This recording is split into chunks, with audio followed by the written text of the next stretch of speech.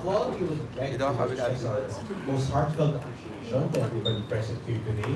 All those present here today that are here today to hear the truth, the side of Mr. Avel Bacudio. So, special thanks to our mass media partners here, as well as the bloggers here present today. Now, before we begin, a brief background of why we're gathered here today. So, as some of you may recognize, seated up front is Mr. Avel Bacudio. Mr. Bacudio is here today to conduct a press conference regarding the defamation case filed against Ms. Claire Contreras. Now, Ms. Contreras is the defendant in this case and also introduces herself as Maharlika or Fair Lady Maharlika among numerous other names, and has continuously and incessantly made defamatory remarks against Mr. Avel Bacudio. As such, Mr. Bacudio has engaged Attorney Avel Bacudio Jr. to be the main and lead counsel for this case. Oliver is qualified to practice in the Philippines as well as in New York. He actually obtained his Juris Doctor degree in Atty. University School of Law and ranked third in 2008 bar examinations. He pursued his Master's of Intellectual Property Law at the prestigious New York University, and he is also resident partner of Malapa and Bacudio LLP based in Manhattan, New York.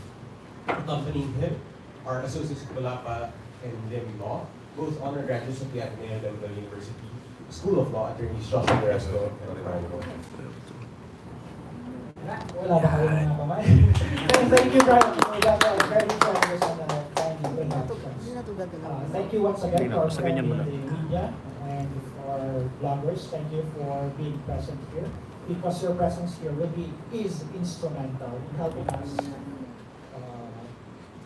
disclose the truth. Okay.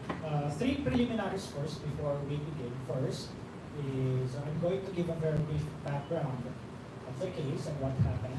Second, we will try to accommodate as much as possible all of your questions. But if the question relates to a matter of legal strategy and may affect the outcome of the case, please do bear with us. We may have to decline to answer that question.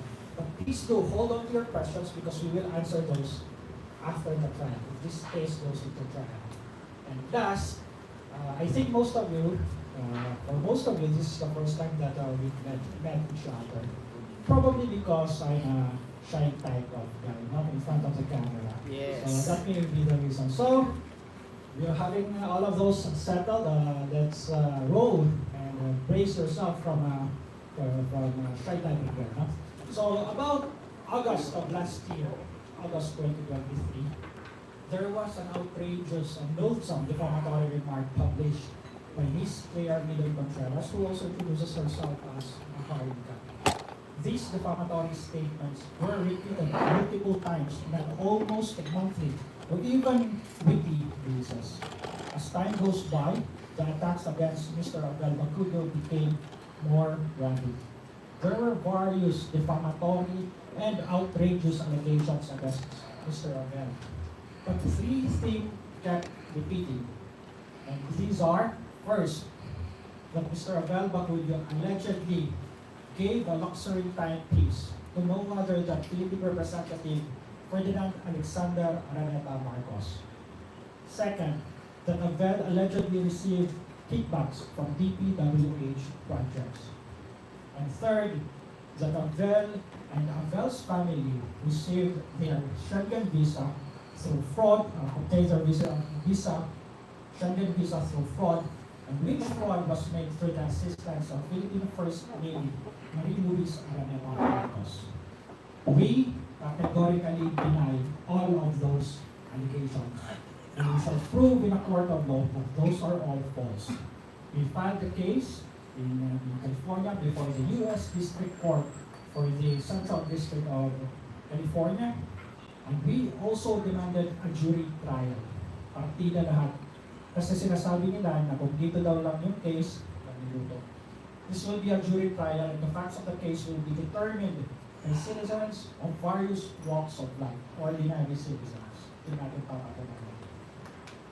Aside from those three main allegations, there are other outrageous, loathsome, and categorical attacks, character assassination attacks against Mr. Avel Bacudio. However, we shall present our proof during trial. To be the victim, or to be the victim of saying by saying that someone is engaged in corruption is serious. The desire to rid our society of corruption is universal. So when you are the victim of an allegation, of a false allegation, that you are engaged in corruption, normally and naturally, the society will frown upon you. So the Avel's image has been severely damaged. At times, there were threats against the safety of Avel. And character assassination, or when your reputation is ruined, Avel Bacudio po. the damage does not end Yung with you nakamaroon. alone. We know, long after you're gone, if your reputation is damaged, you will still suffer that. And this suffering transcends generation. At yung mga anak nyo, pag nasiraan kayo ng reputasyon, magsasuffer din. So the categorical attacks here are no question are willful and malicious. And with that, we are now ready to answer your questions. Any questions from our friend in the press?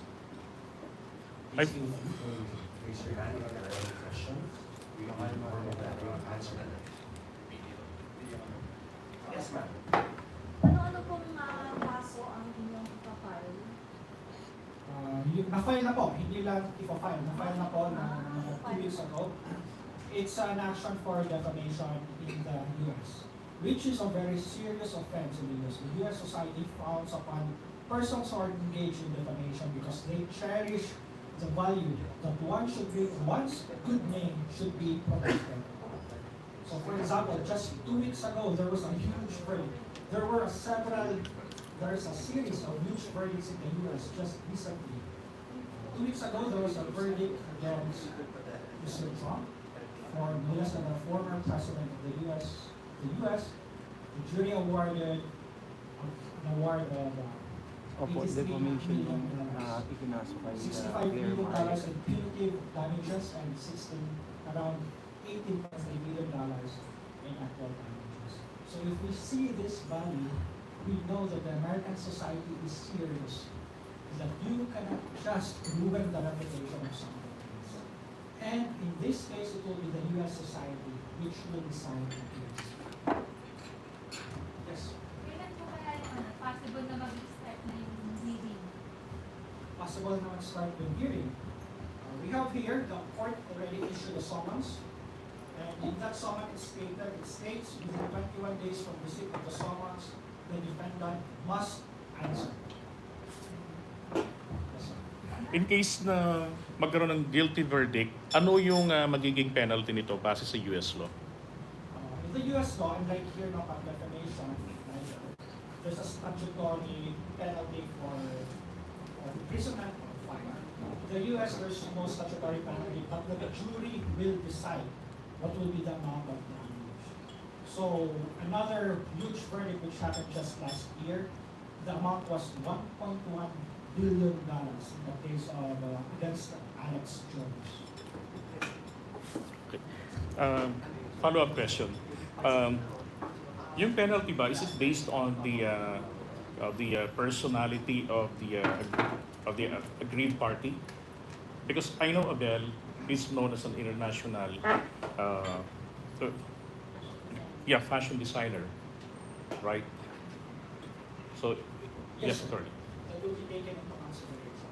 Oh. The amount of damage that was suffered by the victim, of course, will also depend upon his stature.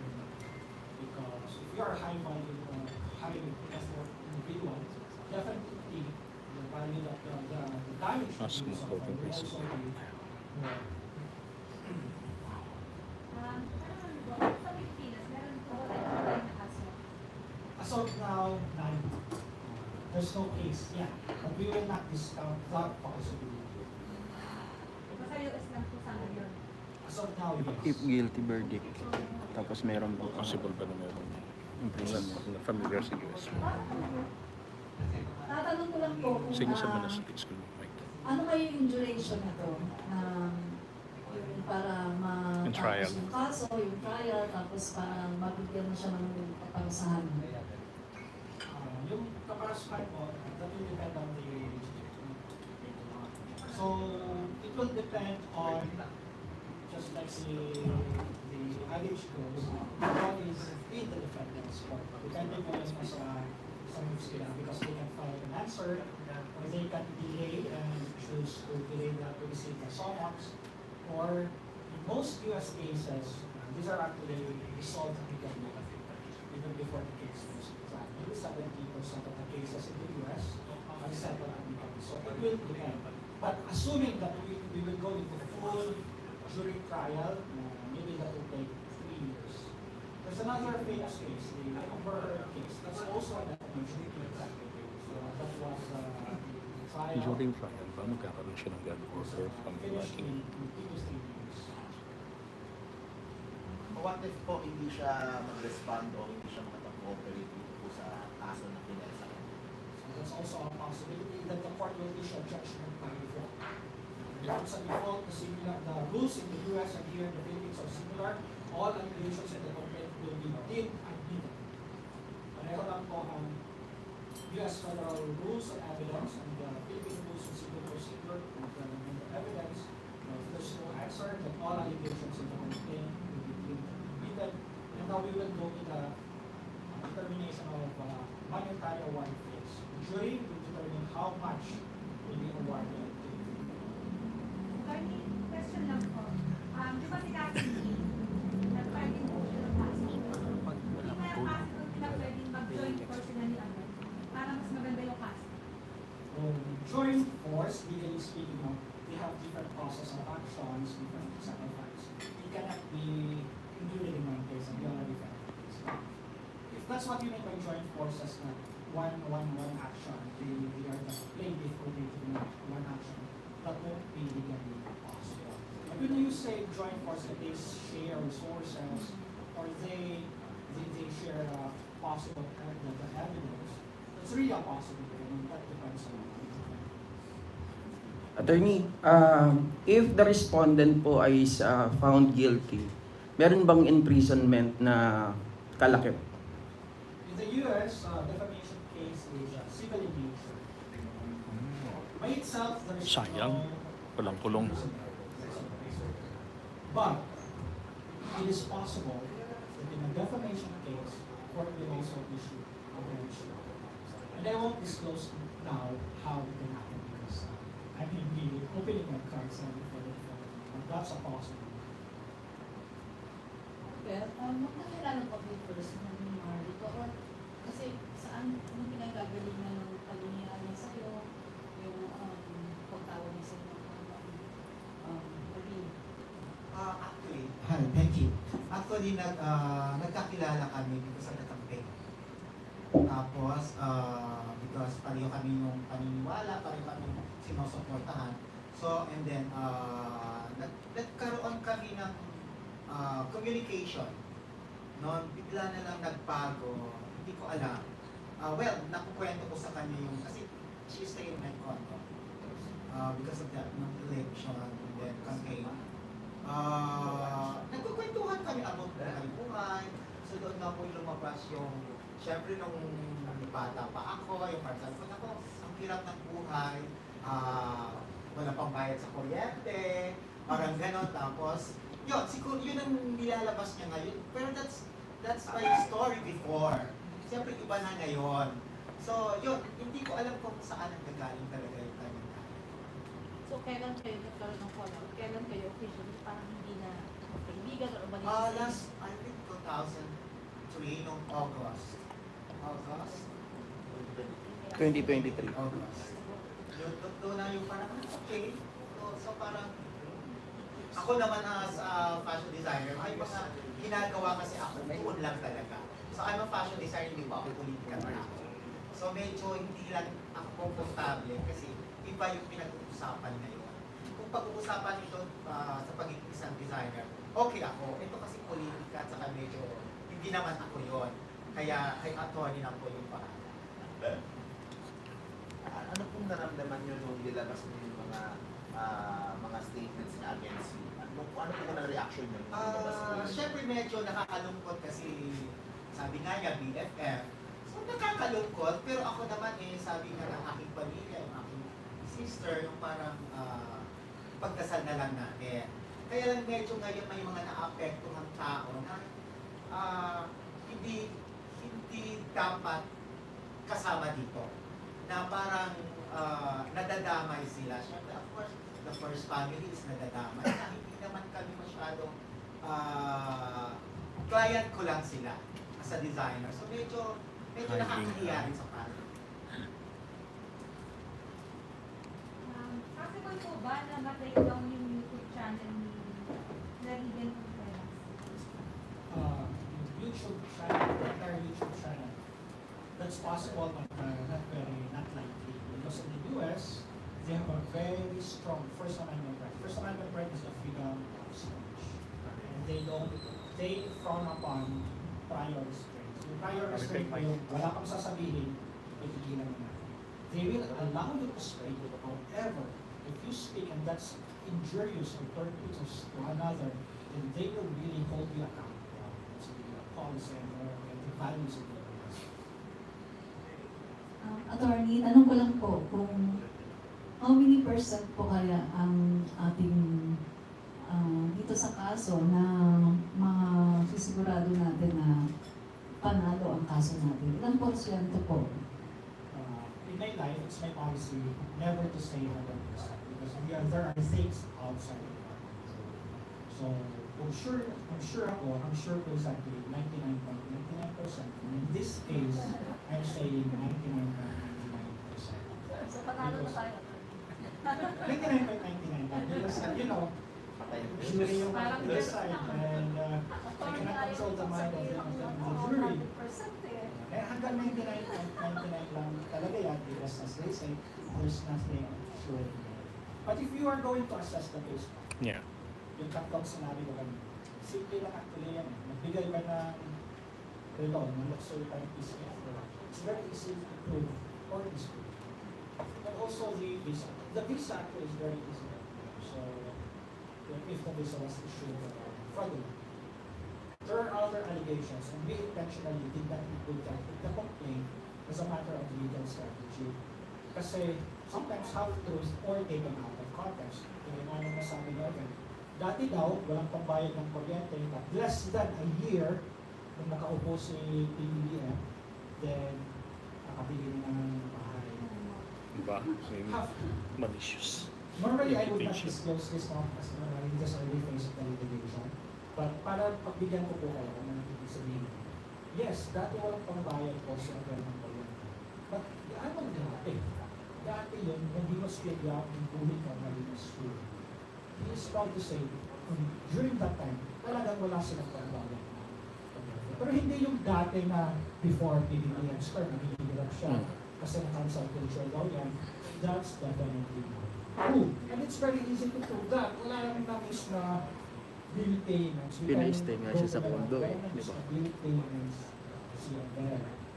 Okay, that's one. Number two, may nabili daw na bahay worth 36 million. Paano nung protecting people nila? Because suddenly, kumangkang ng pera at may nagbili na SIA. Actually, ganun po talaga. Yeah, because it was presented out of context. Nabili yung bahay na installment, no down payment, no interest. So if you look at it that way, 30 years to pay, then suddenly you will see, ay, ano naman, within normal range naman, at kahit that's acceptable. That's within the range, no? It was purchased using loan. And if you view it that way, parang makikita mo, walang pangalan. We will present this to jury. You know very well na ganyan yan, hindi yan 26 million na nilabas design. But how come hindi mo niya sinabi yan? Then we can say that the intent was clearly malicious and it was willful to damage the good reputation of a person. Si Maharlika po ba? Hindi po kasi sure. Is she an American citizen? Ano po ba status po niya sa US? we do not have a power to determine or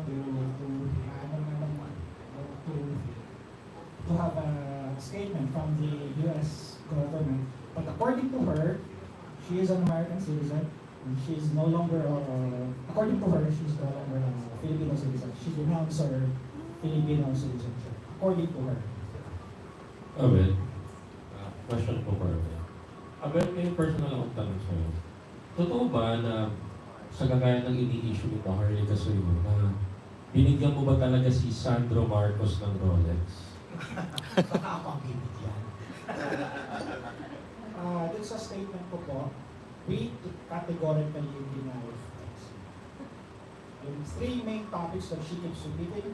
First, the luxury timepieces given to Philippine representative Ferdinand Marcos. We categorically deny that. So yung three. Avel, question. Kasi di ba naging magkaibigan kayo ni Maharlika? Tumira sa kondo mo, hatid sundo, di ba? Pati alam na lahat.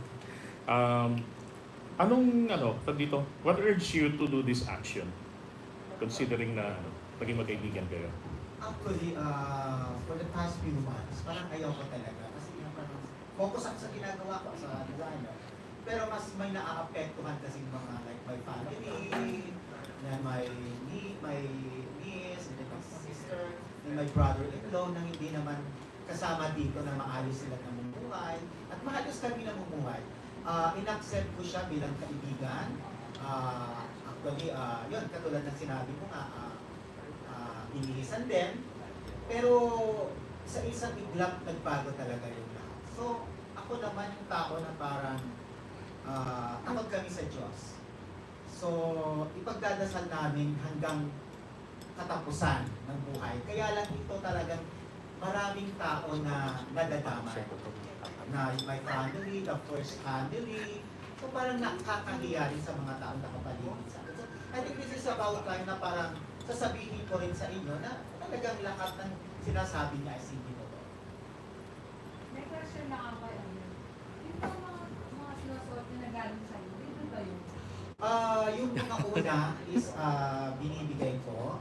And then, yung iba naman is may mga nag-o-order. Pero, kunti lang yung mga nag-order sa kanya. I think, mga apat, mga ganun. Pero yung mga sinusuot niya like yung inauguration, tapos yung mga sinusuot niya campaign, binibigay ko talaga yun. Kasi gano'n naman ako bilang kaibigan. Actually, bigay lang yun lang. Pero kung pinibenta mo siya, magkano kayo? I don't know, sister ko may alam. Hindi kasi ako nag-impression pagdating may sister yung lahat. May tanong lang ako, Avel. Naging magkaibigan na kayo. Gusto ko lang malaman kung anong klase ba ang kaibigan si Maharlika ka? Sorry po, kasi yun ang tawag ko sa kanya. Sorry po. Ano po siyang uri ng kaibigan? Siya po ay kakilala at nakatira siya sa inyo. Kasi nag-reach out siya sa akin. So ako naman that time, wala akong, kung sino yung pupunta sa akin at naniniwala sa akin, buong puso ko may answer. So siya naman is naging, okay naman siya. Naging okay siya. Siyempre may nagdadalawang isip din ako. Pero kaya hindi lahat ng kinukwento ko sa kanya is buong buhay ko. Yung mga konti lang pag nag-open lang kami about sa mga bunga, ganyan. Yun lang, pero definitely yung buong buhay ko. Nakwento sa kanya. Mabait po ba siya? Yeah, okay. Ako, gano'n naman ako as long as nawa kang ginagawa sa aking masama, mabait ka. Ngayon may pinabadya, hindi mo na siya Sir, tanong ko lang, saan ba nagmula itong parang pang-aaway sa inyo ni Maharlika? Actually, hindi ko po alam kung saan ang tayo. Atty. As I've said, the first of this defamatory statements against Avel happened in August 24, 2014. Yun yung muna natin nalaman na negative. Why that statement was made, I cannot. I have 3 years. please allow me not to discuss this case. If this case goes to jury, we will have a discovery procedure. Kasi sa US kasi may discovery procedure. Sa natin ng pamangkin, what's necessary, correspondence with other people. But it may shed light. What is the motive behind why this statement should be made? Because it came as a surprise, a real surprise to coming from, and then suddenly, ayan, bigay ito pa ng box rate. And it's so undo. So it happened to you, wow, shocking. Sa nakatira mo sa pinapasa mo sa so that's a shocking step. As to why, as of now we have theories, but I don't want to disclose. So you're filing this in the US? We filed this, we already filed it, the court already issued summons against the defendant. Can you give, Mr. Avel, can you give us a peek into the frame of mind ni Ms. Maharlika? Kasi recently I've seen clips of her, parang napaka-rapid niya. Do you think parang may konting problema siya? Problema sa pag-iisip. Honestly,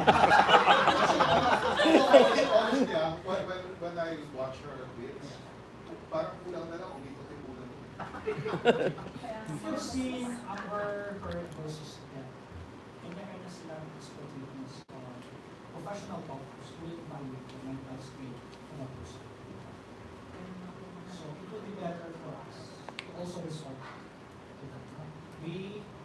We ask a professional on mental health, on mental state, but first of all, we cannot, I think we are not qualified kung anong nasa it would be better, sir, if we wait for the trial and we are given the chance to have an expert on mental status examine Thank you very much. Simple po ba yung assist and desist? Possible po ba yung assist and desist to stop Maharlika from further defaming your client? Meron po bang ganun sa US? Possible, but again, very difficult. The answer is similar to the earlier question. The US was a very strong First Amendment time, so they frown upon prior restraint. The prior restraint, hindi mo kung alam ano sasabihin ko, pinasis at this is so, as a free society with very strong freedom of speech values, that might be very difficult. But if it's possible, yes, it's possible. Very difficult. Question to Wasabel. Sir, what do you think the reason why na suddenly in-involve yung pangalan mo ni Maharlika dun sa do you think is there any person behind Maharlika to accuse you or say something bad about you? As I said during the preliminaries, we would welcome and try to accommodate your questions. But if it's a question that will affect litigation strategy of our case, please do forgive us. We don't answer. Kasi kung sagutin natin yan, pamanak yan sa litigation strategy. But please take note of that question. After trial, sasagutin natin yan. I hope to see you again after we'll see more of each other. Question na ano lang, no? Mike, Tommy Peng. Mike. Mike. Mike. Di ba sabi ni kasi ni Maharlika na siya daw yung nagpasikat sa'yo. Ano yung ano nito? Oo nga. I started designing when I was 17. So, nagkaroon ako ng show in abroad na mga 1995. So I think parang hindi naman okay na sabihin na siya magpasikat. At least kayo siguro makakapagsabi kung sino ako. So hindi ko alam kung siya nagpasikat sa akin. Thank you so much. Pero sa akin kasi matagal kong pinaghirapan yung pangalan ko. Ang dami-dami kong pinagdaanan para makarating kung saan man ako ngayon. Kung 100 steps ang aakyatin ko is naka 50 na siguro ako. Kaya hindi ko hahayaan na para dito lang mapunta yung pinagkailangan. I'd also like to answer that question. not as your lawyer, but as your friend. From fun and friend. Almost 30 years ago, I attended a debut of a very beautiful lady with very fine face. That lady wore an angelic dress. So, Avel was already someone to like. How do I know that this lady has a fine face? Because many years later, she became my wife. Oy.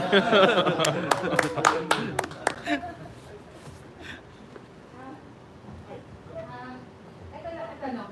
Meron kang si Avel, meron siyang US lawyer. I'm not a US lawyer, I'm a lawyer. American. Kahit hindi na po. Yes. I'm qualified to practice. Kaibigan. Wala akong mukhang finer, but I know US ka Maharlika. Si Atty. Lisa sana. We have a collaborating council in California. And this also, I'd like to take this opportunity to introduce our US council, Cindy, my good friend. Cindy is no less than the managing partner of Green Morris Los Angeles. It's a huge law firm with 12 plus offices in the US. So I'm dealing with high caliber lawyer. She was being awarded and we met each other in awarding ceremony in the American Bar Association. So if you have a copy of the complaint, you will see that it was signed by Cindy. And Cindy is a public issue. Kay Avel, tanong ko lang, kamusta yung ni FL na, ni FL Lisa? Actually, hindi naman kami nag-uusap ni FL. Client ko siya. That's professional. Usapan namin very professional. So, hindi rin ako nagsusumbra kung ano. Kasi ayoko nga ng alam mo na. So, wala kami communication about this. Then, Anong reaction and support na nakukuha mo sa showbiz friends mo and clients? actually, it's a very good question. Well, yung mga taong matagal ko ng kaibigan sa showbiz, kilala naman nila ako kung sino ako.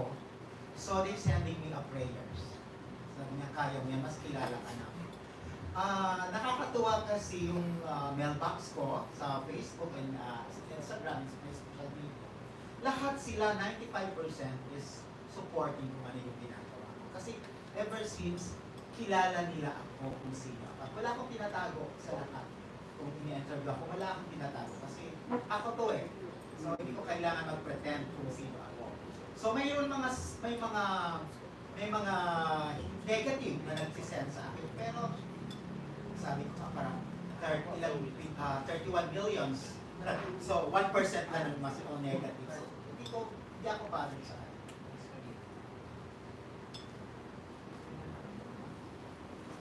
Avel, do you have a message to Maharlika?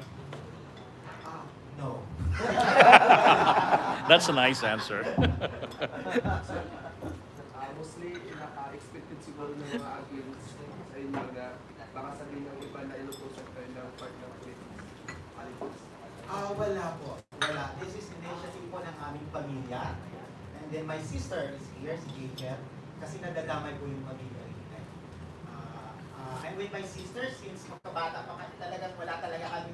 Kaya hanggang ngayon, support. Nakilala ni Maharlika ng sister ko. Dinala ko pa siya sa Tagaytay. Nag-eat, nag-lunch kami.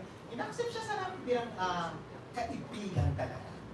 Bilang tao, bilang kaibigan. Kasi my family is religious kasi kami. So parang pag pumunta sa amin ng isang tao na bukas loob naman namin sa akin. So, yun. Ba't may nagtatanong dito? Totoo ba na, sabi daw dito, totoo ba na ginawa daw, pinabibili daw kayo ni Maharlika ng pagkain ninyo? Actually, hindi pinabibili, pinibigyan namin siya. Okay. Nagluluto yung sister ko at dinadala sa kanya.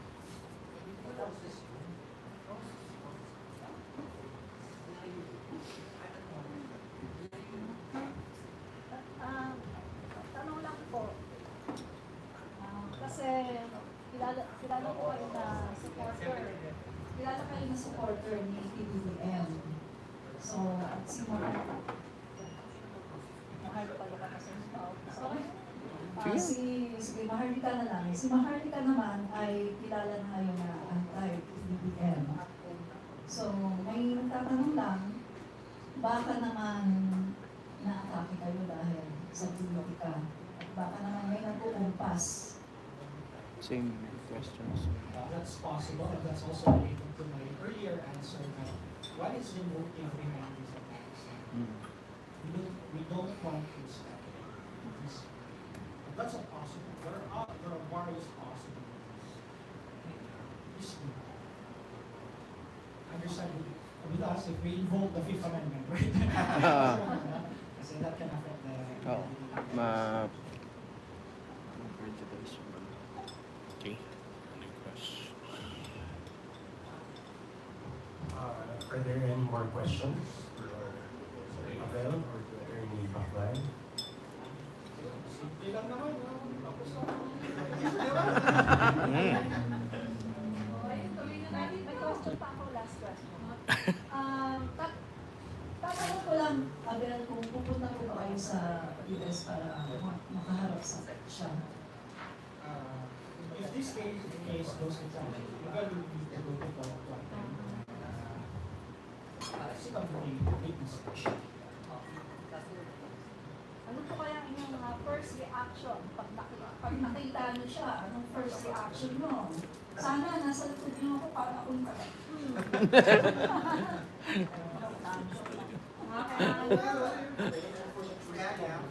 I'd like that's the reason why we fight. Hindi dahil sa vengeance or hate, but just clear ourselves. Because maraming nagsasabi na, why do you keep silent? Because I know you're the pregnant, but you are not going na tatapakan natin ng hate with hate, offense with offense, fear with fear. When I saw you in your office when it comes to the I saw you working diligently, peacefully, and I saw your work exudes peace, harmony, and resilience. But even in this crazy world that you will be in, you will just focus on work, to produce work that are artistic, and shows us. Hindi personal, hindi ko nung I was interviewing already, hindi ko nakita sa kanya na bakbakan natin yan kasi ano. I only saw this is the reason why we found it. Simply for the truth to come out. And we'd also like to thank you for attending this because this will make our job easier for the truth to come out. Kasi maraming nagsasabi, nagsalita ka naman kasi ano ba talaga nangyayari dyan? Okay, you simply want the truth to come out. Walang binigay na ilo.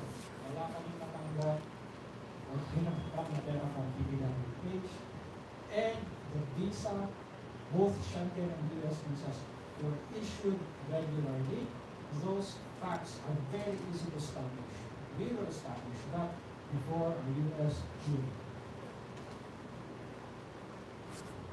Avel, message ng mga kababayan natin. Nasa likod mo daw sila. Nakasupport sila sa'yo. Yes. Of course, maraming salamat po sa inyo. Nakakataba ng puso kasi bilang isang taga-Bicol, patuloy na nangangarap pa rin. Hindi lang para sa akin, kundi para sa ating mga Pilipino. Ako naman bilang isang designer is, kaya nandito pa rin ako kasi gusto kong isulong yung mga pamana sa atin ng ating mga ninuno na kultura at sining. So yun ang focus ko ngayon. Kaya lang, may mga bagay tayong tumatalikod na kailangan harapin. Pero ito isang yugto naman ito ng ating buhay. Na kailangan pag natapos ito, isang yugto ulit.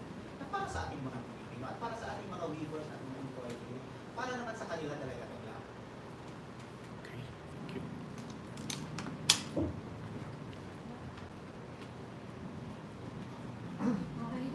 Okay na. Last one. Sabi ng mga viewers namin, nakalikod mo daw sila. Maraming. Ano yung mga vloggers na nakalikod mo? Alam ko naman yun. Salamat. Last na lang, kasi sabi ng isa kong viewer dito, sabi ng isa kong viewer, sana daw gusto lang makita may kulong. For me. Oo nga, gusto nila may kulong eh. Wala pa daw yung patient bill. Okay. Possible po ba? There's that possibility. But again, kasi nung nakausap, si Avel yung mag-plan. Kasi kung ano ang gusto niya, just for his name here, and pag-tulong, even if remotely possible, hindi ko yung gagawin sa mga. Kasi wala akong instruction. Tulungan tulong talaga yan. Tulong talaga. We won't do that. Our main objective, our main and primary objective is really for against good name and reputation. Because nasisira siya. An accusation that mga nangkangkan corrupt ka is serious. And there are instances when random people will just ridicule you because of these defamatory lines. So, wala kang tulong, wala. Because the client did not instruct the company. We will not be working on that regulations. Attorney, sorry. Follow up lang ano. Dito ba sa Pilipinas, yung ginawa ni Maharlika, even though nasa US siya, and then bawal din naman like cyber libel dito sa Pilipinas, is it possible na magsampa rin ng kaso rito si Avel kahit na nandun siya, and then is it possible din na mapapunta siya rito sa Pilipinas or like using the extradition? Marami kasing mga Filipino nagtatanong, so mas mabuti na ang sasagot po ay isang abogado. Possible ba yung makasunod siya? Possible. Possible na mag-issue ng warrant of arrest. But the challenge now is how to enforce that warrant of arrest. Laws are territorial in nature, especially criminal laws. Yun ang magiging challenge. Pwede ba may extradition treaty tayo? Information is not among the extradition cases. Ayun. Thank you. Ito last ko na to. Sabi ni Maharlika, ex-BFF ka niya, di ba? So dati ka niyang BFF. Ito yung tanong ko. Paano kung magmakaawa si Maharlika sa'yo? Huwag mong patawarin. Hi, Mari. Siguro, ako lang hindi ko alam. Kasi bilang ka-Diyos, hindi ko alam, hindi ko alam. Kaya Atty. Tila. Okay. Whether a case should be settled or not actually is the final say of the client. The lawyer has no say whether to pursue the case or not. Pag sinabi ng client, settle. Kahit yung abogado gustong bakpakan natin ang tuloy natin, the lawyer has to settle for the client is a matter of but we will think about it. As I've said, most cases are settled 70%, 82%. Most cases in the US are settled even before the filing of evidence. So yun pala, discuss ko na. Wala kasi may nagtanong. What are the possible next phases? So next phases is either one, the defendant files an answer, refuting, kaya-kaya, labas natin yung evidence natin. Two, just ignore it. May nagtanong dyan, and in which case, there will be a judgment by default. Three, initiate negotiation and settlement. In fact, it's a requisite part. So most cases are settled. So again, those are the three main next phases. Sir, last na lang. Ano kaya pag nakipag-ayos si Maharlika sa iyo? Ayun na yung... Yun na nga. Yan, tanong niya kanina. Pwede naman patawarin. Pero kailangan talaga. Dalain.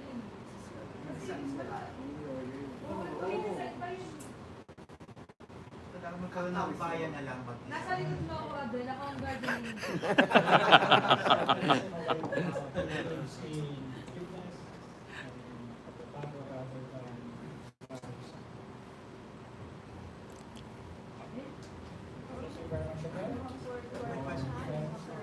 Avel, may question ako. Naalala ko lang, sino yung binigit ni Maharlika na pataas ng kasama? About mo sa passport. Oh, actually, isa pa to sa pinaka Trigger. kami ng case kasi nadamay niya yung akapangkin na walang kaalam-alam na tinatawag pa siyang tita. So, ito talaga yung hindi namin pwedeng palagpasin. Kasi kung pinoprotektahan niya yung apo niya, ganun din namin pinoprotektahan yung pangalan. Nandun po yung mic, yung speaker. Napakalayo po sa amin. The the child was named in one of the plans. So that's innocently in a defamation case or something like this. The next generation will either weak or suffer. So in this case, since and the negative and yung destroyed reputation niya will be suffered by the younger generation. And one of that is yung bata na yung usapan natin. So maybe that's one reason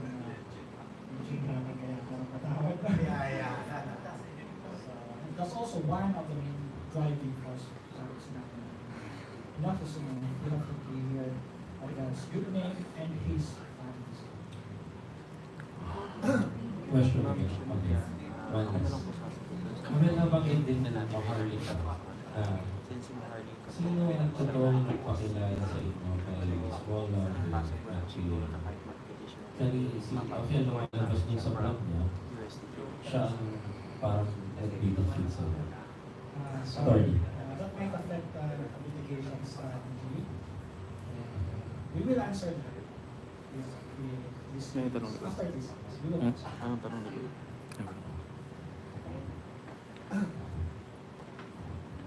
Avel, ano yung lesson na natutunan mo dito sa pangyayari? Ano raw lesson ang natutunan ni Avel sa nangyari? Ako na kahit sino yung lumapit, nangangailangan, tutulungan. Nagkataon lang ng that time in 2020, nung ako'y cancel ng mga tao because I'm supporting the president. Doon siya lumapit sa akin. So, ang lesson ko na natutunan is, bukas pa rin tayo sa lahat ng bagay. Pwede natin i-accept lahat ng taong pumupunta, pero kailangan natin muna sila, parang kailangan muna natin sila kilalanin yung pagkatao nila. Isa sa pinakamasakit din na nangyari sa akin is binigay ko lahat bilang tao, bilang pumasok ng, kasi ako yung tao rin na pag binigay ko, lahat-lahat ibibigay ko. Kasi mahirap ako magpapunta sa condo ko, mahirap din ako magpapunta sa shop ko, at mahirap din na introduce ko siya sa family ko like my sister. Pero lahat yun na pagdaanan, dinala ko siya doon. So ibig sabihin, open ako sa kanya. Ang pagkakamali ko lang, at hindi ko pinagsisisihan. At marami yung natutunan. Yun lang po. Attorney. If you imagine yourself in a shoes, may mga culture tayo na pag pinapasok mo sa bahay, hindi sabihin, kasi close na. So that's the level of openness that gave. Pero pagkakilala sila, sinabi ka naman, wala man lang well, nagbigay ka ba talaga ng luxury times na pausalong bank? So, you can just imagine the friendship that you really Sige, okay na. Meron ka bang clothing line sa US? Wala. Wala pa. Wala. Soon. Well, hindi, wala sa isip ko. Dito na lang sila umorder para makatulong din sa akin. Attorney, what if daw, this question is in behalf of my viewer. So, paano daw po kung sila ang mag-file ng yung mga netizen para ma-deport daw si Maharlika? Is it possible? May petition. I-petition daw siya. Yes.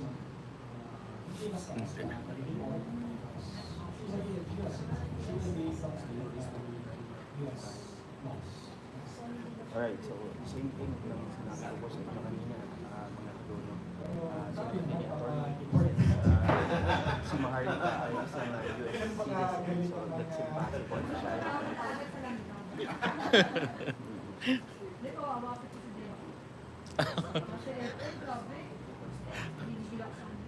Do you have any more questions from the No, we're good. No. Good. We're good. Ito na lang, tanong na lang sa akin. Hindi stated kasi ng hindi kawawa yung maraming company. Hindi naman po may hirapan kasi sa US po siya limited.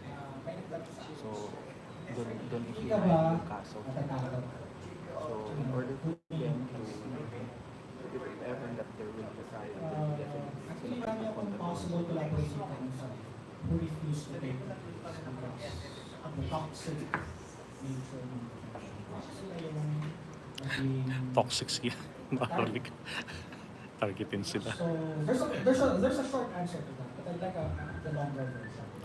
If you rephrase the question, attorney, gusto mo bang maging target ni Claire, Mabolja? The answer to that is definitely no. I don't want to be the target of those kinds of statements of those kinds of attacks. Because I know how hurtful it is. Binabasa ko pa lang yung transcript, hindi ko pa nakikita yung video mo. It's very painful and I know ako binabasa ko lang how much more to Avel is really the target. So I don't like to be the target. I don't like that culture to be the norm na sa mga eskwelahan ng children natin, ganun lang ang naging norms na crass na mga usasan. I don't like that to be the norm. But I won't shy away and I won't run away from my responsibility to defend who are those who suppress, especially for a friend in me, kahit Mabolja na po. If that's really what we have. And then, So, I don't. Pero diba, ever na abot lang yung talino? Hindi ka suot natin siya ulit. That's a possibility.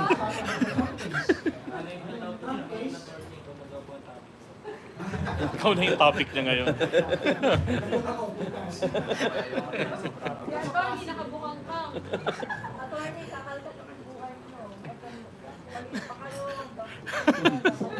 Sasabi ko, wala akong kinalaman. Hindi, pati na lang pala kayo.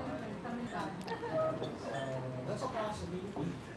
Again, the case is really about it's really about someone to face responsibility and accountability of his actions for publishing the violent documents. If she continues to do that, then there will be more responsibility.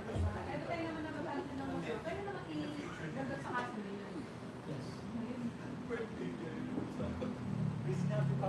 Yeah, we're Okay good. na? We're good? I'm good? We're good. Thank you very much. Thank you so Alright. much for helping us spread the truth. Because our friends in the media sector, so you are helping us spread the truth. Okay, thank you. Okay, so let's focus the camera dito kina Avel. Right, so sa naging takbo ho ng press con, para malinaw. Pasensya na sa unang-una, but hindi po malinaw yung audio kasi yung speaker ay napakalayo sa pwesto namin. Hindi naman kami pwedeng lumapit sa harapan kasi may iba pang mga tao. Ngayon, ang malinaw rito sa press conference nila, nagsampa na ho sila ng kaso sa California, sa US District Court, nagsampa sila. Kaso po ay yung paninirang puri. Dahil po sa mga libelous statements ni Claire, wala hong kulong. It's a civil case, so multa. Pero meron ang multang pinakamalaking nabanggit, billion po. May parang 1 billion ang halaga. So, ganun ho kalaki yung magiging trabaho at problema dito ni Maharlika. Alright? So, ngayon, ang kasama rito ni Avel naman, ang kanyang ang kapatid niya, and then kaibigan, mga kaibigan. Alright?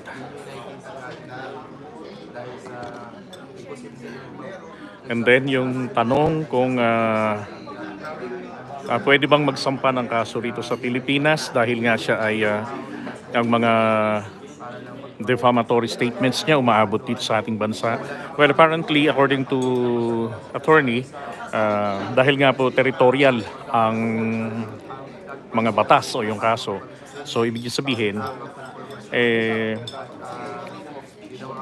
pwede, pero medyo mahirap. Kasi unang-una, papaano nga namang mai-enforce kung may warrant of arrest? Well, mangyayari lamang po yan kasi kapag ka nag-uwi ng Pilipinas si Maharlika. Pero pwede hong sampahan ng kaso. Kasi sa pagdating ng territorial, ang effect kasi dito eh. So it is considered na dito na rin po niya ginawa yung kanyang mga paninirang puri. Maganda sana kung dito kasi merong kulong. And then oras na dumating dito si Claire, so ang malamang sa malamang na mangyayari niya talaga, madadampot siya sa airport pa lamang paglapag niya pa lang rito sa airport natin. May isi-serve na yung warrant of arrest sa kanya. Kung posible bang mapatawad kung sakaling, tanong nga kanina, paano kung etong kampo ni Maharlika or si Maharlika mismo personally ay humingi ng tawad, mapapatawad ba ni Avel? Well, sabi ni Avel, parang malabo. Kasi nga, yung pamangkin niya, yung makikita nyo rin sa FB, mukhang yun yung isang tinutukoy nga nila na isa sa mga binanggit din doon ni Maharlika at doon sa kanyang mga libelous vlogs. Yun. Then yung mga aligasyon kasi ni Maharlika sa kanya, nakabili siya ng 26 million na halaga plus meron pang 13 million na tayo, 12 million. Tapos merong Rolex watch, mga ganun.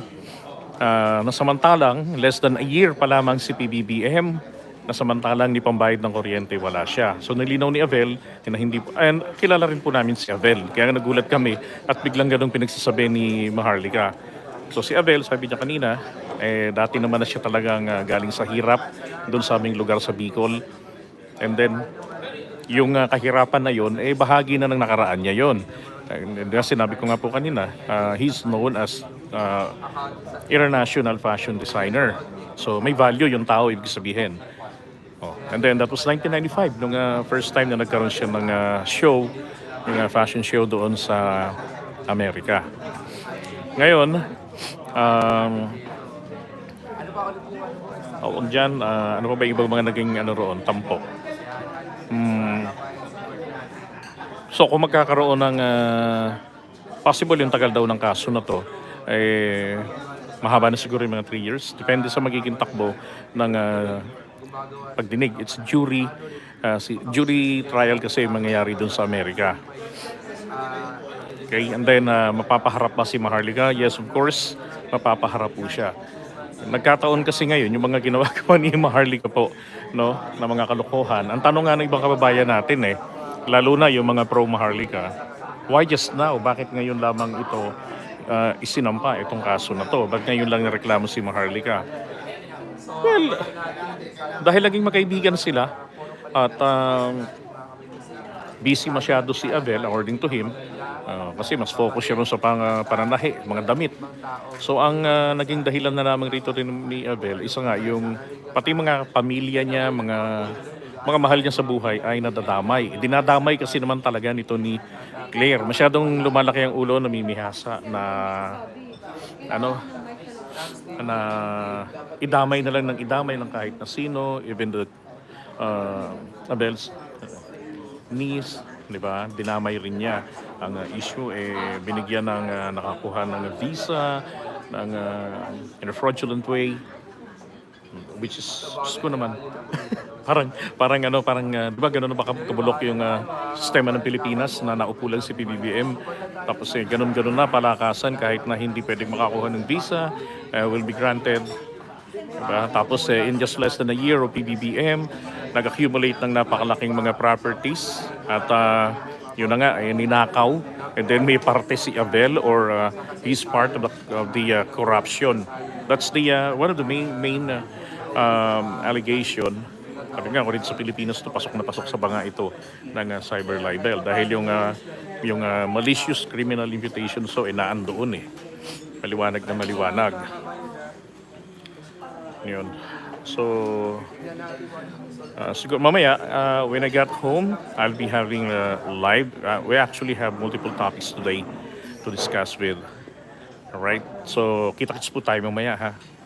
And then if you still have questions, siguro, well, maybe I can answer. Hindi naman tayo tanga sa batas, nakakaintindi naman tayo. Right, pero alam niyo, ito po para sa akin, itong hakbang na to ni Avel, mabigat din naman ito na bago nyo na pinag-isipan niya. Kaya nga, sometimes last 2023 August daw, nagsimula ng medyo naging cold yung treatment sa kanya ni Maharlika, hindi na tulad ng dati. Pero alam niyo ang totoo, even before August 2023, napapansin na rin namin ng mga nagkakasubaybay kay Claire, yung pahapyaw-hapyaw niya na pagtira at pag name drop dito Avel. Kaya lang ang problema kasi kapag kay Maharlika, oras na ni-name drop ka niya and you did not confirm or nag-deny ka, then you will be the next target of her arsenal of lies. Yun ang problema kay Maharlika. Pag yung kasinungalingan niya hindi mo inayunan, ang gagawin niya ngayon, ikaw na yung magiging target niya ng mga paninira niya. Diba? Actually, itong kasong ito, this is private case kay Avel. Dapat nga sampahan pa siya ng kaso nila First Lady. Diba? Yung pati yung ibang mga tao na dinadawit niya. Now, ito'y sagot na rin no, sa hamon ni Maharlika. Kaladkarin niyo ako sa korte, mga putang ginanang kayo. So ito na ngayon, merong magkakaladkad sa kanya sa korte. And then tingnan natin kung hanggang saan ang arsenal ni Maharlika. She said that she has good lawyers in the US. Kasi merong case na sinampa ng mga kakamping before sa US. Kaya lang, nakalusot siya. Now at this time, well, let's see. Kasi napakadali pong i-establish lagi sa visa. And then yung kagaguhan niya na in just less than a year, nag-accumulate ng multi-billion. And then yung nga napunta kay Avel sa more than 20 or 30,000 mahigit, 38,000 ganun na nakabili ito ng mga properties. So, ibig niya sabihin doon, it's a graft in corruption. Di ba? Maliwanag na maliwanag. Oh. Maswerte lang ho si Maharlika kasi hindi siya pwedeng hindi siya po pwede na pa-deport sa Pilipinas sa visa ng extradition treaty. Kasi ang batas na to, itong kaso po, ang libel, yung defamation, hindi po ito saklaw ng mga kaso na subject ng extradition. Alright, so may natutunan tayo ngayon, may mga certain cases lang po na subject ng pwedeng gamitin sa extradition. So swerte yung Claire, hindi siya pwedeng kasuhan ng ganun. Pero one of the possibility, kasi etong cyber libel po, hindi labas po ito roon sa pagiging absolute na territorial ang kaso. Ito po kasi, di ba, normally sinasabi kung saan nangyari yung krimen, doon ang sampa ng kaso. So, kumbaga, si Maharlika, kung pumatay ng tao sa Amerika, doon kakasuhan. Pero sa cyber libel po, iba. Doon po sa effect. At kung saan mo to narinig, bahala ka kung saan ito pwedeng isampa. So, again, ang clear dito, pwede siyang kasuhan sa Pilipinas, and then magkakaroon ng issue ng warrant of arrest, and then a warrant will be awaiting for Maharlika when she got home here in the Philippines, then presto, alam niyo na kasunod. Alright, so, eto pala, kaibigan ko si Go Philippines. Anything you can say, sir? Wala akong masabi Anything to say, wala. Masyado ako na-overwhelmed dun sa kasi syempre, mararamdaman lang talaga yung sincerity ng alam mo yung nararamdaman ni Avel na he doesn't want to sue Maharlika. But there's some reason na kailangan niyo pong gawin ito para sa kanyang pamilya at para dun sa mga bata na naapektuhan na ng ginagawa ni Maharlika. Kasi sabi nga niya kanina, kung hindi niya gagawin to, mula sa kanya hanggang sa mga next generation ay talagang dadamdamin nila ito. Mararamdaman nila yung pain, pati yung mga paninira sa kanila. Pero isang inosenteng bata na damay. So yun lang, kita-kita tayo mamaya sa bahay, doon tayo talakayan.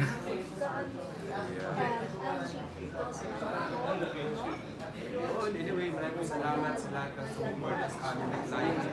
Kaya Robert, trending kasi ako dito sa katabi ni Sir GDB dahil kabit po ako ng nagaya. At the same time, maraming salamat sa inyo. At ako naman, opinion ko na doon. Maganda po ito dahil sa dami na sinabi ni Maharlika, sa dami lahat na nabanggit niyang masasakit yung pag-uudyok sa taong bayan is may umaksyon na, may gumalaw na, may nag-caution na mga kabay. Kasi alam niyo naman, si Maharlika, ang dami ng sinabing masakit, especially yung pag-uudyok sa taong bayan na negatibo, no? Nag-uudyok, possible na magkaroon ng division na gusto nyo mangyari. So sana tuluyan na para kayo dito talagang hard to. Hindi na mapagsalita kasi wala lang sa Pilipinas. Pati hindi to. US na nakatira. Hindi ko kaya.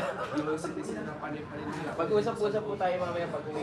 Kaya maganda yun na may gumalaw na action na sa lahat ng ginagawa niya. Pero which is maliit lang yung nabagay isa sa dami sinasabi sa dami pinabanggit niya sa kanyang lifestyle. So sana tuloy-tuloy yung ano niya, marami nila sa part niya, marami nila ang natamaan, especially yung bata na pinabanggit niya. At the same time, yung inalagaan na pangalan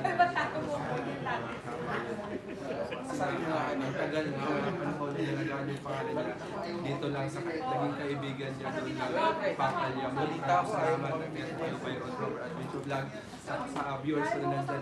Salamat po. Tsaka kay Sir GDB, no? So, salamat. Okay, so thank you so much mga classmates. Magandang araw huli sa inyo lahat. And this is JDB. Thanks.